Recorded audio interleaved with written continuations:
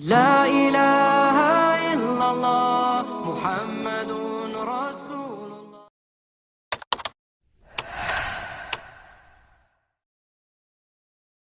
شروع اللہ کا نام لے کر جو بڑا مہربان نہایت رحم والا ہے۔ اے نبی صلی اللہ علیہ وآلہ وسلم، اپنے پروردگار کا نام لے کر پڑھو جس نے تمام کائنات کو پیدا کیا، جس نے انسان کو خون کی پھٹکی سے بنایا۔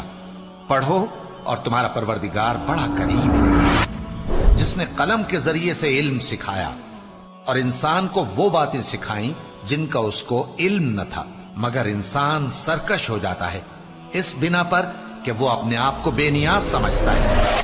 کچھ شک نہیں کہ سب کو تمہارے پروردگار ہی کی طرف لوٹ کر جانا ہے۔ کیا تم نے اس شخص کو دیکھا جو منع کرتا ہے، یعنی ایک بندے کو جب وہ نماز پڑھنے لگتا ہے؟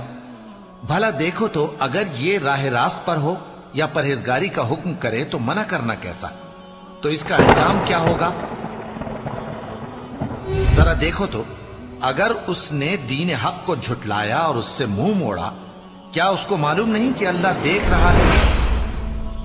دیکھو اگر وہ باز نہ آئے گا تو ہم اس کی پیشانی کے بال پکڑ کر گھسیٹیں گے، یعنی اس جھوٹے خطاکار کی پیشانی کے بال، تو وہ اپنے یاران مجلس کو بلا لے، ہم بھی دوزخ کے فرشتوں کو بلائیں گے۔